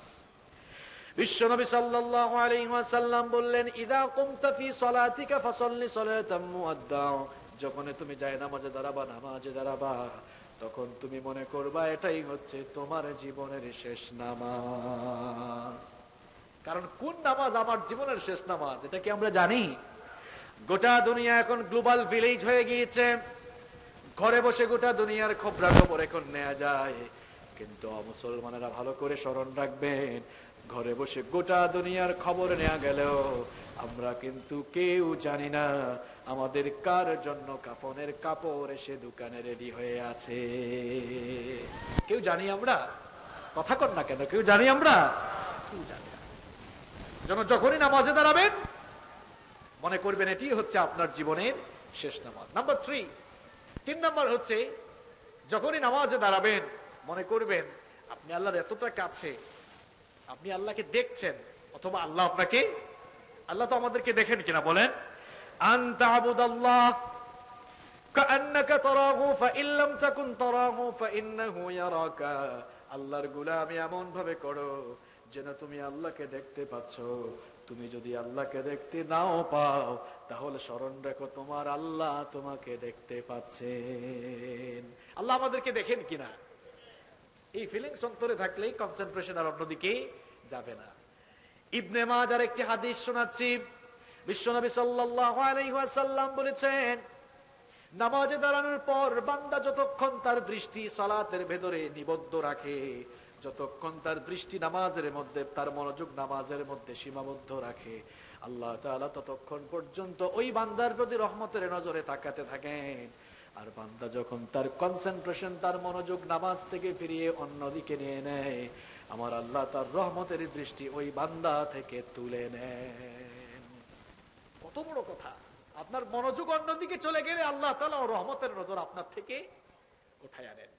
এজন্য আপনি যদি নামাজ আদায় করে মজা পেতে চান, নামাজের মতো নামাজ যদি আদায় করতে চান খুশুয়ের সাথে, একাগ্রতা, একনিষ্ঠতার সাথে, 3 নাম্বার যে টিপসের কথা বললাম, এই ফিলিংস অন্তরে রাখবেন। আপনার সামগ্রিক কর্মকাণ্ড সর্বাবস্থায় পর্যবেক্ষণ করেন কে? নাম্বার 4 নাম্বার হচ্ছে নামাজের রুকু, সাজদা এবং তা'দিলে আরকান ধীরস্থির ভাবে সম্পাদন করা। আমাদের মধ্যে এমন বেশ মুসল্লি আছে, এদের রুকু সাজদার সিস্টেম দেখলে মনে হয় আহা নামাজ তো নয়, যেন ফিজিক্যাল এক্সারসাইজ চলছে। ঠুকুর ঠুকুর করে কয়েকটা রুকু আর সাজদা মারে, এরকম আছে না? কিছু মানুষ দেখবেন এত জোরে জোরে পড়ে, পাশের মুসল্লির কষ্ট হয়, আর এত তাড়াতাড়ি এত দ্রুত এরকম আছে কিনা? এত সুকুর সুকুর কিসের আপনার? হ্যাঁ, নামাজে যখন রুকু করবেন, সাজদা করবেন, ধীরস্থির ভাবে করেন। কি আপনার বাস চলে যাচ্ছে নাকি, ট্রেন চলে যাচ্ছে নাকি, বিমান চলে যাচ্ছে নাকি? এত তাড়াহুড়া করেন কেন? আর তাড়াহুড়া আর ব্যস্ততা কাকে দেখান? আপনি কার সামনে দাঁড়াচ্ছেন? হায় হায়, একটু ভয়ও নাই গুলি যায়, কার সামনে ব্যস্ততা দেখা? এই জন্য নামাজে যখন রুকু করবেন, সাজদা দিবেন, ধীরস্থির ভাবে রুকু সাজদা দেওয়ার দরকার আছে না নাই? রুকুতে যখন যাবেন, পিঠটাকে সোজা করে দিয়ে রুকুর তাসবিহগুলো সুন্দর করে ধীরস্থির ভাবে পড়েন। সুবহানা রাব্বিয়াল আযীম, সুবহানা রাব্বিয়াল আযীম, সুবহানা রাব্বিয়াল আযীম। রুকুতে গিয়ে আমরা তাসবিহ জপি কার? আরো আস্তে বলেন, কার? এই যে রুকুতে গিয়ে আমরা তাসবিহ জপলাম, নামাজ আমরা বুঝি না, না বুঝার কারণে আমরা বুঝতে পারি না। রুকু থেকে ওঠার সময় আমরা বলি সামি আল্লাহু লিমান হামিদা। এটা অর্থ কি বলেন তো? দেখছেন, কেউ জানে না। এই জন্য নামাজ পড়ে আপনারা মজা পান না। সামি আল্লাহু লিমান হামিদার অর্থ হলো, এই যে রুকুতে গিয়ে তোমরা যার প্রশংসা করলে, সেই আল্লাহ তোমাদের প্রশংসা শুনেছেন। বুঝেন না আপনি? রুকুতে গিয়ে আমরা প্রশংসা করলাম কার? রুকু থেকে দাঁড়ানোর পর আমরা প্রশংসা করি কার? আমরা বলি রব্বানা লাকাল হামদ। একজন সাহাবী বিশ্বনবী সাল্লাল্লাহু আলাইহি ওয়াসাল্লামের পেছনে নামাজে দাঁড়িয়ে রুকু থেকে ওঠার পর রব্বানা লাকাল হামদের পরে হামদান কাসীরান তাইয়িবান মুবারাকান ফীহি এতটুকু পর্যন্ত বৃদ্ধি করে পড়লে বিশ্বনবী সাল্লাল্লাহু আলাইহি ওয়াসাল্লাম সালাম ফিরিয়ে বললেন, আমার সাহাবীরা, আজ নামাজে অতিরিক্ত কিছু তেলাওয়াত কে করেছ? ওই সাহাবী ভয়ে ভয়ে দাঁড়িয়ে বললেন, ওগো আল্লাহর নবী, আমি পড়েছি, কিন্তু আমার প্রশ্ন হলো, আমি তো মনে মনে পড়েছি, চুপি চুপি পড়েছি। টের পেলেন? আল্লাহর নবী জবাব দিলেন, ও আমার সাহাবী, তুমি কি জানো না আমি হচ্ছি আল্লাহর নবী, তুমি আমার উম্মত, আমি যেটা জানি তুমি সেটা জানো না। তুমি কি জানো নাকি নামাজের রুকু থেকে দাঁড়ানোর পর রব্বানা লাকাল হামদের পরে হামদান কাসীরান তাইয়িবান মুবারাকান ফীহি এতটুকু পর্যন্ত তুমি যখন বৃদ্ধি করে পড়লে, আমি নজর করে দেখলাম একজন আর দুইজন নয়, আল্লাহর রহমতের 33 জন ফেরেশতারা কম্পিটিশন, প্রতিযোগিতা শুরু করেছে। তারা কে তোমার আমল নামায় কত বেশি সওয়াব লিখবে। এই আমলটা আপনার আমার জীবনেও থাকার দরকার আছে না নাই? রুকু আস্তে দিবেন, ধীরস্থির ভাবে দিবেন। সাজদায় যখন যান, সাজদাও ধীরস্থির ভাবে দিবেন। এরকম রুকু আর সাজদা ধীরস্থির ভাবে যদি দিতে পারেন, নামাজের মধ্যে খুশু পয়দা হবে, নামাজ পড়েও মজা পাওয়া। নাম্বার 5 নাম্বার হচ্ছে আমাদের সালাফ যারা, আমাদের পূর্ববর্তী যারা, তাদের কাছ থেকে নামাজ এর শিক্ষা নিতে হবে। তারা কিভাবে নামাজ আদায় করেছে দেখেন। সাহাবীদের নামাজ কেমন ছিল?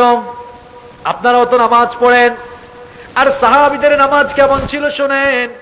সাইয়েদনা শেখুদ আলী কাররামাল্লাহু ওয়াজহাহু যুদ্ধের ময়দানে শত্রুপক্ষের বিষাক্ত তীর দ্বারা তার পা যখন আক্রান্ত হলো, পায়ের মধ্যে যখন তীর ঢুকে গেল, কয়েকজন সাহাবী চেষ্টা করলেন বিষাক্ত সেই তীরটা টেনে বের করার জন্য।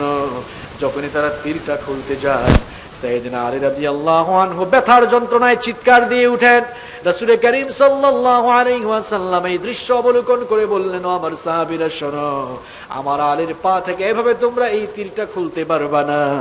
যখনই আমার আলী নামাজ আদায়ের জন্য যায় নামাজে দাঁড়াবে, তখন তোমরা আলীর পা থেকে অনায়াসে তীরটা খুলতে পারবে। আযান হয়ে যাওয়ার পর সাইয়েদনা আলী রাদিয়াল্লাহু আনহু যখন নামাজে দাঁড়ালেন, সাহাবায়ে কেরাম রাদিয়াল্লাহু তাআলা আলাইহিম আজমাইনদের কয়েকজন সেই তীরটা আবার টেনে বের করলেন, কিন্তু আলী রাদিয়াল্লাহু আনহু কিছুই টের পেলেন না। নামাজ শেষ করার পর তাকে প্রশ্ন করা হলো, যে তীর বের করার জন্য আমরা হাত দিতে না দিতেই আপনি চিৎকার করে উঠতেন, একই তীর নামাজে দাঁড়ানোর পর আমরা খুলে ফেললাম, একটু আহ পর্যন্ত শব্দ করলেন না, একটু সাউন্ডও করলেন না, বুঝলাম না ব্যাপারটা। সাইয়েদনা আলী রাদিয়াল্লাহু আনহু তখন জবাব দিলেন, ও আল্লাহর রাসূলের সাহাবীরা ভালো করে শোনো, আমি যখন নামাজে দাঁড়াই দুনিয়ার কোনো খবর থাকে না, কারণ আমি তখন কথা বলি কার সাথে? আমি যখন আমার মাওলার সাথে কথা বলা শুরু করে দিই, দুনিয়াবি কোনো চিন্তা চেতনা বা ফিলিংস আমার ভেতরে কাজ করে না। নামাজে দাঁড়ানোর পর তোমরা আমার পা থেকে তীর খুলেছ না কি খুলেছ, আমি আলী তখন কোনো কিছুই টের পাই নাই। কারণ তখন কথা হচ্ছিল কার সাথে? তখন মোহাম্মত, প্রেম ভালোবাসা বিনিময় হচ্ছিল কার সাথে? আমার দেশের মুসল্লি মশাই কামড়াইলে কয়, কি করে ইমাম সাহেব, মুয়াজ্জিন সাহেব কি করে, একটু পয়েল দিতে পারে না? আছে না নাই? মশাই কামড়াইলে টের পায়। ইমাম আবু হানিফা রাহমাতুল্লাহি আলাইহি, নাম শুনেছেন আপনারা? তার পাশের ঘরে, প্রতিবেশীর ঘরে আগুন লেগেছে। আপনাদের পাশের বাড়িতে আগুন লাগলে, আপনাদের এই ইউসুফের খিল এলাকায় আপনারা কি গিয়ে আরো আগুন জ্বালায়া দেন, লাগায় চেষ্টা করেন?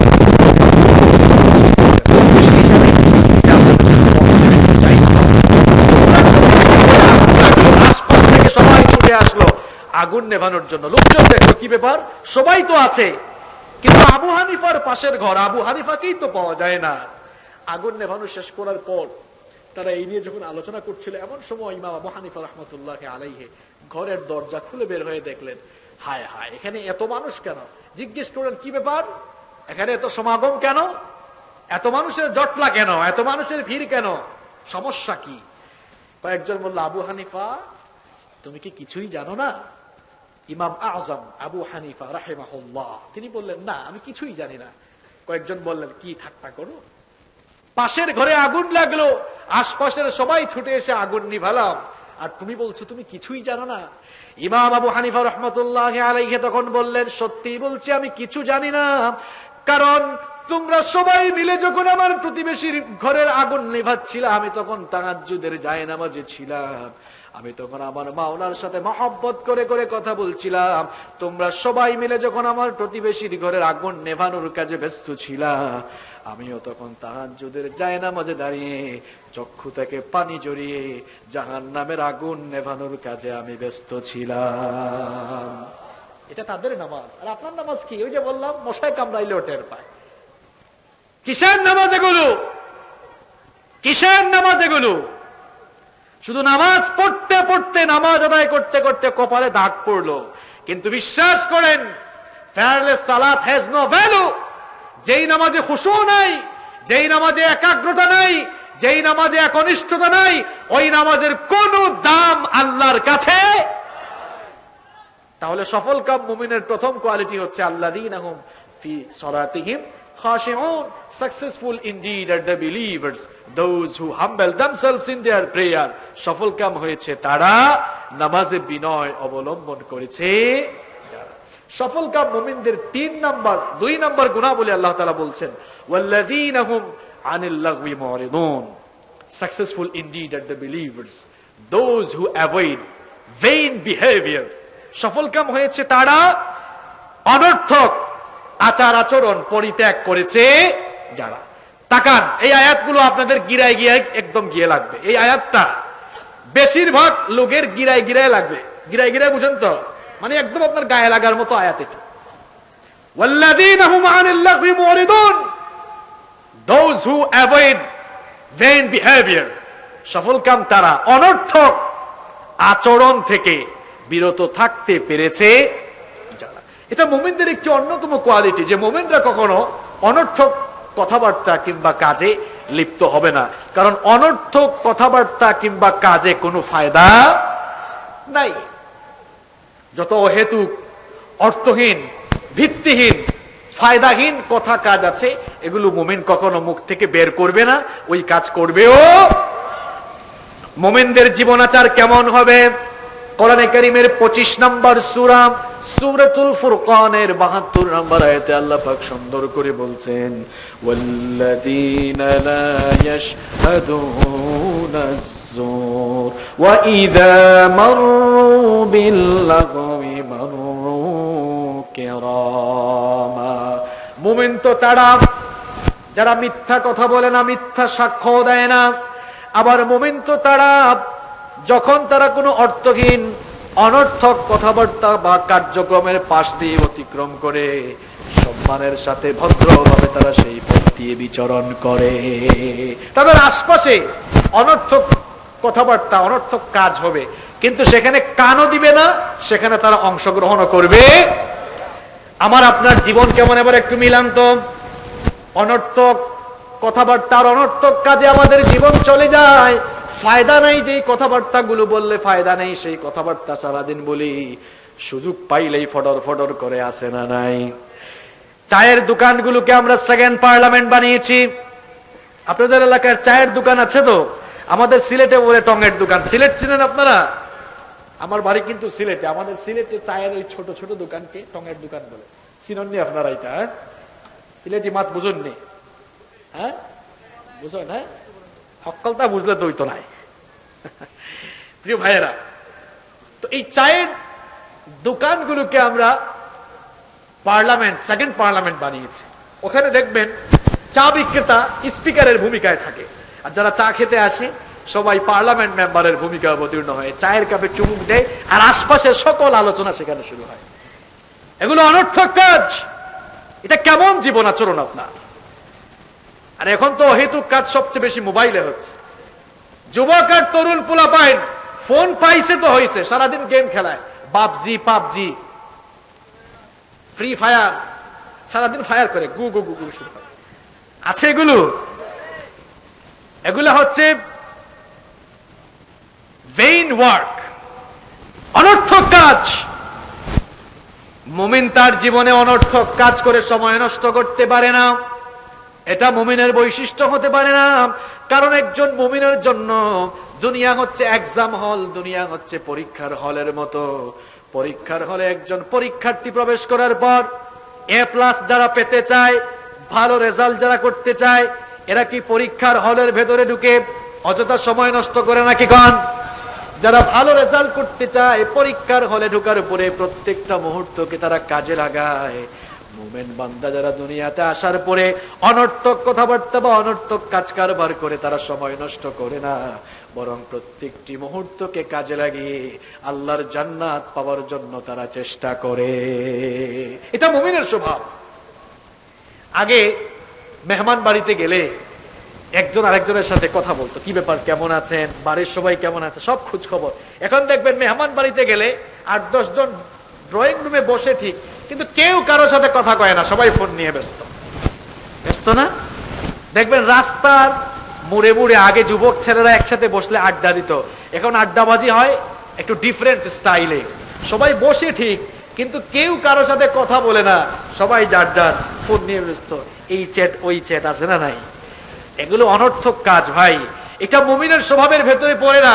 সূরাতুল মুমিনুনের ভেতরে আল্লাহ তাআলা বলছেন যে সফলকাম মুমিন তারা, ওয়াল্লাযীনা হুম আনিল লাগবি মুরিদুন, those who avoid vain behavior, vain talk, vain work, যারা অনর্থক কথাবার্তা, অনর্থক কাজকর্ম থেকে নিজেদেরকে বিরত রাখতে পারে না, তারা আসলে মুমিন না।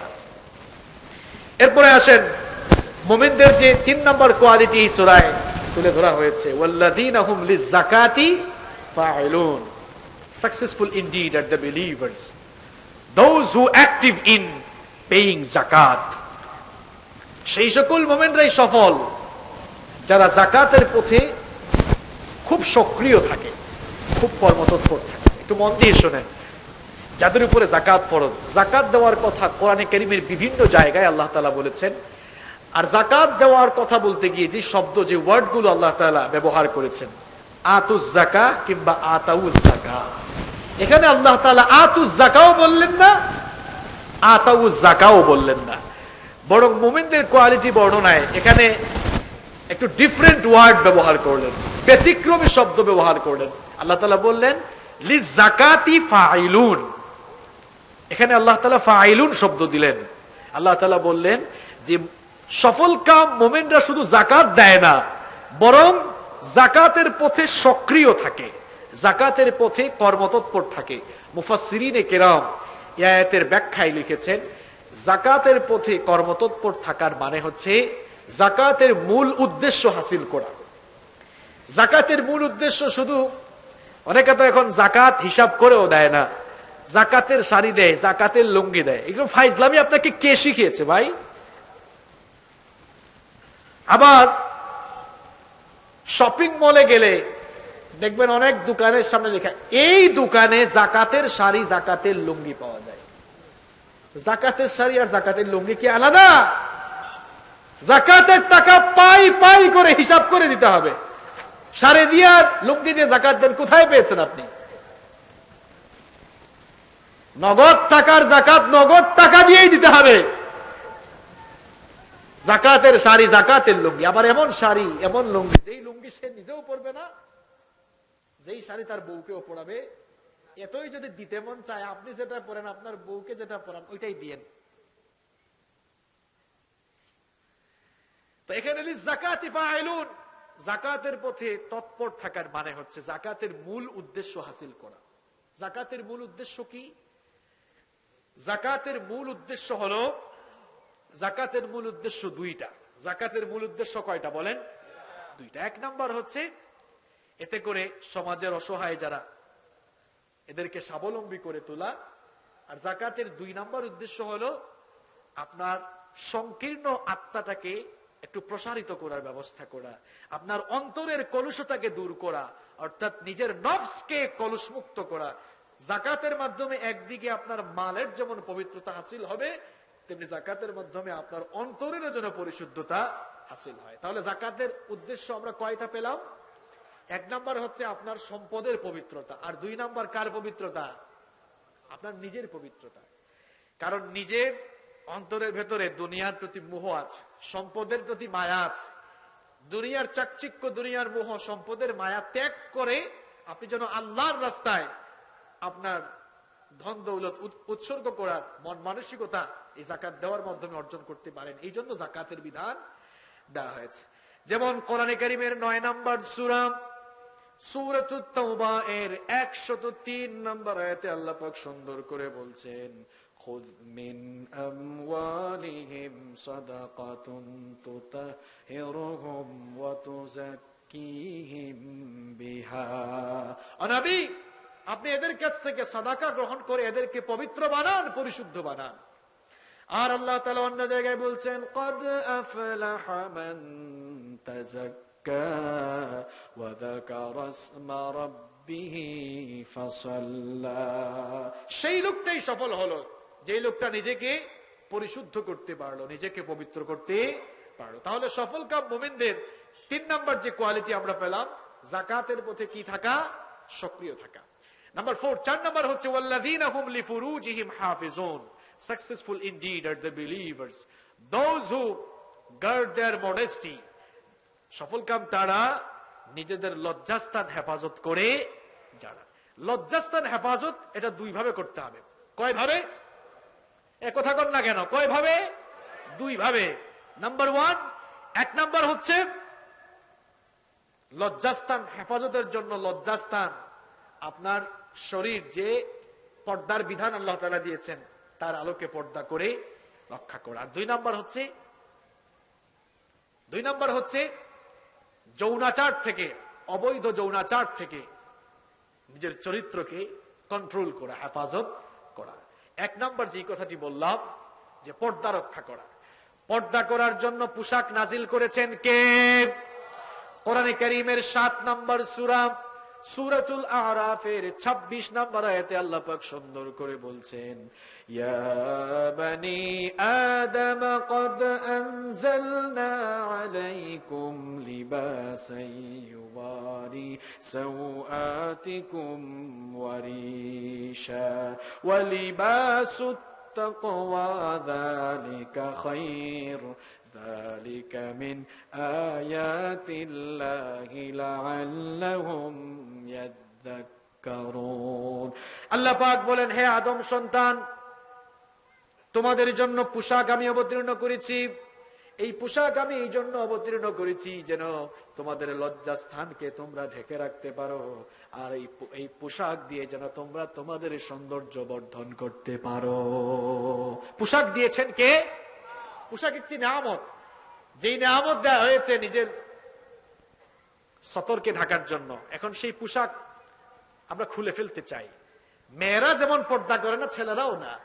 আমি দেখলাম এক ছেলে এক প্যান্ট পরেছে, হাঁটুর উপর দিয়ে ছিঁড়া, দেখে ভাবলাম মনে হয় ছেলেটা অ্যাক্সিডেন্ট করেছে। ডাক দিলাম, ভাই একটু কাছে আসো, তুমি কি অ্যাক্সিডেন্ট করেছো? কয় না হুজুর, অ্যাক্সিডেন্ট কেন হবে? বললাম তাহলে এই উপরের এই অবস্থা কেন, উপরে ছিঁড়া কেন? কয় হুজুর, আপনারা তো এখনো ব্যাকডেটেড রয়ে গেলেন, এটা আপডেট সিস্টেম, এটা লেটেস্ট ফ্যাশন।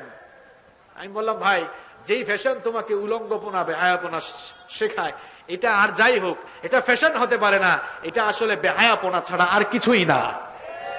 কাপড় চোপড় কম পরলেই যদি ফ্যাশন হতো, তাহলে তো আদিম যুগের মানুষ সবচেয়ে ফ্যাশনেবল ছিল, কারণ তারা কাপড় চোপড়ের অভাবে গাছের লতা পাতা বাকল দিয়ে তাদের লজ্জাস্থান ঢাকতো, ঠিক কিনা? ছেলেরাও যেমন পর্দা রক্ষা করছে না, মেয়েদের কথা না নাই বা বললাম, মেয়েরা এখন কাপড় শর্ট করতে করতে করতে করতে এত শর্ট করতেছে, কখন যে কিছুই থাকে না আল্লাহ ভালো জানে। আল্লাহ হেফাজত করুন, বলেন আমিন। এখন তো আবার এক গোষ্ঠী বের হয়েছে তথাকথিত বুদ্ধি প্রতিবন্ধী। আমি বলি যে এদের মগজে, এদের ব্রেইনে শয়তান পেশাব করে দিয়েছে। তারা বলে যে মেয়েদেরকে বুরখা পরানোর দরকার নাই, বুরখা স্বাস্থ্যের জন্য ক্ষতিকর। যেই লোকটা এই কথা বলছে, এই করোনা ভাইরাস আসার পরে সেই লোকটাই কিন্তু বুরখা পরে পরে রাস্তায় চলেছে। এই করোনা ভাইরাস আসার পরে প্রমাণ হয়েছে যে বুরখা এটি ক্ষতিকর নয়, বরং প্রোটেকশনের জন্য এই ধরনের বুরখা অত্যন্ত উপযোগী, ঠিক কিনা? আমরা তো শুধু মাস্ক লাগিয়েছি মুখে, দেখছেন এই চেতনাওয়ালারা কি করছে? আমি দেখলাম মশারির মতো কি একটা মাথায় লাগায়, তারপর হেলমেটের মতো কি আরেকটা জানি এইদিকে টানায়, এরপরে হ্যান্ড গ্লাভস, পিপিই যেটা বুরখার মতো, এত কিছু পড়েছে। চিকিৎসা বিজ্ঞানীরা বললেন, WHO বলল যে এটা থেকে বাঁচতে হলে বুরখার আদলে যে পিপিই আছে ওইটার ভিতরে ঢুকো। আর ১৫০০ বছর আগে আবার ইসলাম বলেছে আল্লাহর জাহান্নাম থেকে বাঁচতে হলে এবং এইসব আজে বাজে রোগ থেকে বাঁচতে হলে বুরখা পরো। সুবহানাল্লাহ। আমার ইসলাম সাইন্টিফিক। বুরখা স্বাস্থ্যের জন্য ক্ষতিকর, এটা অতীতেও কেউ প্রমাণ করতে পারে নাই, বর্তমানেও পারবে না, ভবিষ্যতেও পারার কোনো সম্ভাবনা। আপনাদের মা বোন বউ বাচ্চা এদেরকে আপনারা বুরখা পরান তো? অনেকে তো আছে বুরখা পরায় না, নামাজ পড়ে কিন্তু বউ নিয়ে বের হয়েছে। যখন এই মেন রাস্তায় গিয়েছে, লোক দেখে বলল, কি ব্যাপার ভাইয়া, ভাবিকে এই অবস্থায় বের করে আনছেন কেন? কয় ভাই তোমার ভাবি তো খুব সুন্দরী, দেখো না, খুব রূপসী, তাকে ঘরে আমি সব সময় দেখি। চিন্তা করলাম আমি তো দেখি, কিন্তু এলাকার মানুষ তো এটা জানে না আমার বউটা কত সুন্দরী আর রূপসী। এলাকার মানুষও তো এটা জানা দরকার, কারণ তাদেরও তো একটা হক আছে। নিজের বউয়ের সৌন্দর্য এলাকার লোককে দেখা যায়, এলাকার মানুষের হক কে কে আদায় করেছেন দেখি, একটু হাত তুলেন তো। সবাই ভালো মানুষ দেখছেন। আচ্ছা, আপনি একটু বাস্তব দৃষ্টিকোণ থেকে চিন্তা করুন তো, আপনি আপনার ওয়াইফ, আপনার স্ত্রী, আপনার মেয়েকে আপনি বুরখা ছাড়া বের করে দিচ্ছেন। আপনিও তো একদিন ইয়াং ছিলেন, হয়তো আপনি ভালো মানুষ ছিলেন, আপনি কুদৃষ্টি দিতেন না, কিন্তু আপনার এই যে অনেকেই তো কুদৃষ্টি দিত, ঠিক কি না? তো এই ফিলিংসটাকে আপনার অন্তরে আসে না? আপনার মধ্যে যদি আত্মসম্মান বোধ বলতে কোনো বিষয় থেকে থাকে, তাহলে আপনি কখনো আপনার ওয়াইফ, আপনার মা, আপনার বোন, আপনার মেয়েকে আপনি বুরখা ছাড়া বাসা থেকে বের করবেন না, যদি আত্মসম্মান থাকে। অনেকে তো আছে নিজের বউয়ের ফটো, বোনের ফটো ফেসবুকে আপলোড দেয়, এরকম আছে না? আচ্ছা, ফেসবুক কি পাবলিক সাইট নাকি personal site? Public site. Personal জিনিসটাকে পাবলিক সাইটে আপলোড করে আপনার নিজের বউকে তো আর আপনি পার্সোনাল রাখলেন না, ব্যক্তিগত জায়গায় রাখলেন না, নিজের বউকে আপনি পাবলিক, জনগণের সম্পদ বানিয়ে ফেলেছেন। আমাদের মাহফিলের প্রধান মুফাসসির চলে এসেছেন, লিল্লাহি তাকবীর।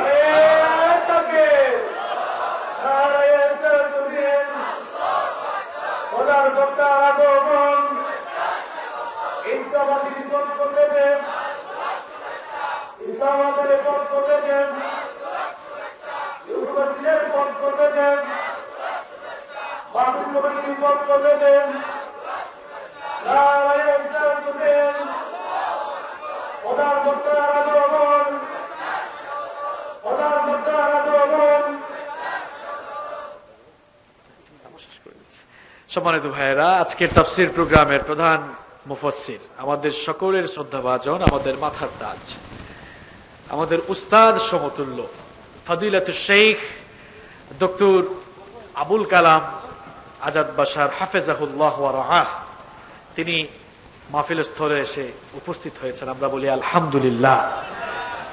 আমরা ইনশাআল্লাহ ওনার মুখ থেকে কোরআনের অমীয় সুধা কিছুক্ষণ পর পান করবো ইনশাআল্লাহ। আমি শেষ করে দিচ্ছি, যেহেতু তিনি চলে এসেছেন, আমি আর সামনে আগাবো না। আমি জাস্ট পয়েন্টগুলো উল্লেখ করেই শেষ করে দিচ্ছি। তাহলে সফলকাম মুমিনদের 4 নম্বর কোয়ালিটির কথা বলছিলাম, যে তারা তাদের লজ্জাস্থানের হেফাজত করবে। আর লজ্জাস্থানের হেফাজত করতে হলে পর্দা করতে হবে। আর 2 নম্বর হচ্ছে অবৈধ যৌনাচার থেকে নিজেকে কন্ট্রোলে রাখতে হবে। আবার আসেন নাম্বার 5 নম্বর হচ্ছে ওয়াল্লাযীনা হুম লিআমানাতিহিম ওয়া আহদিহিম রাউন, যারা আমানত এবং ওয়াদা রক্ষায় প্রতিশ্রুতিশীল হয়, যারা আমানতের খেয়ানত করে না, ওয়াদাকে ভঙ্গ করে না। মুনাফিকের 3টি আলামত রয়েছে, আবার অন্য হাদিসে 4টিও এসেছে, বলা হয়েছে মুনাফিকের যে কয়েকটি আলামত রয়েছে। নাম্বার 1, ইদা হাদ্দাসা কাযাবা, কথা বললে মিথ্যা বলে। ওয়া ইদা তুমিনা খানা, আমানত রাখা হলে তার খেয়ানত করে। এরপরে ওয়া ইদা আহাদা গাদারা, যখন ওয়াদা করে তা ভঙ্গ করে। অন্য হাদিসে এসেছে ওয়া ইদা খাসামা ফাজারা, আর যখনই সে কারোর সাথে ঝগড়া করে তখন সে গালিগালাজ করে। তাহলে আমানতের খেয়ানত এটা মুনাফিকের আলামত। আবার এটা মুমিনের বৈশিষ্ট্য নয়, এটা আবার কিয়ামতেরও আরেকটা আলামত। আল্লাহর নবীকে বলা হলো কিয়ামত কখন হবে, তিনি বললেন ইদা দুইয়াতিল আমানাতি ফান্তাজিরিস সাআহ, যখনই আমানতের খেয়ানত শুরু হবে কিয়ামতের জন্য অপেক্ষা করো। বলা হলো কাইফা ইদাআতুহা ইয়া রাসূলুল্লাহ সাল্লাল্লাহু আলাইহি ওয়াসাল্লাম, আমানতের খেয়ানত কেমনে হবে? রাসূল করিম সাল্লাল্লাহু আলাইহি ওয়াসাল্লাম বললেন ইদা উসনিদাল আমরু ইলা গায়রি আহলিহি ফান্তাজিরিস সাআহ, যখন যোগ্য জায়গায় অযোগ্য মানুষগুলো বসে যাবে তখনই কিয়ামত শুরু হয়ে যাবে। তাহলে আমানতের খেয়ানত করা যাবে না, ওয়াদা করলে ওয়াদা ভঙ্গ করা যাবে না। আমি বিস্তারিত ব্যাখ্যায় যাচ্ছি না। এরপর নাম্বার 7, লাস্ট যে কোয়ালিটির কথাই সূরায় বলা হয়েছে, ওয়াল্লাযীনা হুম আলা সালাওয়াতিহিম ইউহাফিজুন, যারা নিজেদের সালাতের হেফাজতের ব্যাপারে অত্যন্ত দৃঢ় প্রতিজ্ঞ, অর্থাৎ যারা তাদের নামাজের ব্যাপারে সচেতন থাকে, 5 ওয়াক্ত সালাতকে যারা যথাযথভাবে আদায় করে। দেখেন একটা বিষয় লক্ষ্য করেন প্রিয় ভাইরা, আল্লাহ তাআলা মুমিনদের কোয়ালিটি বর্ণনা শুরু করেছেন নামাজের খুশু দিয়ে, আবার শেষও করেছেন কি দিয়ে? নামাজ দিয়ে। তার মানে কি বুঝলেন আপনারা? নামাজ ছাড়া সফল কাম হওয়ার কোনো উপায় নাই। কিপ ইন ইউর মাইন্ড, সালাত ইজ দ্য কি অফ সাকসেস, সালাত ইজ দ্য কি অফ প্যারাডাইজ। নামাজ সফলতার চাবি, নামাজ জান্নাতে। পড়লে নামাজ, রাখলে রোজা, আল্লাহ রাসূল পাবে সোজা, হালকা হবে পাপের বোঝা, করলে ইবাদত পাবে তুমি রোজ হাসরে প্রতিদানে জান্নাত, প্রতিদানে জান্নাত, প্রতিদানে জান্নাত। এই যে 7টি কোয়ালিটির কথা বললাম, এই কোয়ালিটি যারা অর্জন করবে তাদের ব্যাপারে আল্লাহ তাআলা এবার সুসংবাদ দিয়ে বলছেন, উলাইকা হুমুল ওয়ারিসুনাল্লাযীনা ইয়ারিসুনাল ফিরদাউসা হুম ফিহা খালিদুন, তারাই ওই জান্নাতের ওয়ারিস হবে। জান্নাতুল ফিরদাউস, জান্নাতুল ফিরদাউসের ওয়ারিস তারা এমন ভাবে হবে, বাবা মারা যাওয়ার পর বাবার সন্তানরা যেমন বাবার সম্পদের ওয়ারিস অটোমেটিক্যালি হয়ে যায়, এই 7টি কোয়ালিটি যারা অর্জন করতে পারবে তারাও ঠিক তেমনি ভাবে আল্লাহর জান্নাতুল ফিরদাউসের ওয়ারিস হয়ে যাবে। এই 7টি কোয়ালিটি আল্লাহ তাআলা আমাদের সকলকে আমাদের প্র্যাকটিক্যাল লাইফে অর্জন করার তৌফিক দাও, আমরা বলি আমিন। হাদা মা ইনদি ওয়াল ইলমু ইনদাল্লাহ। আসসালামু আলাইকুম ওয়া রাহমাতুল্লাহি ওয়া বারাকাতুহু।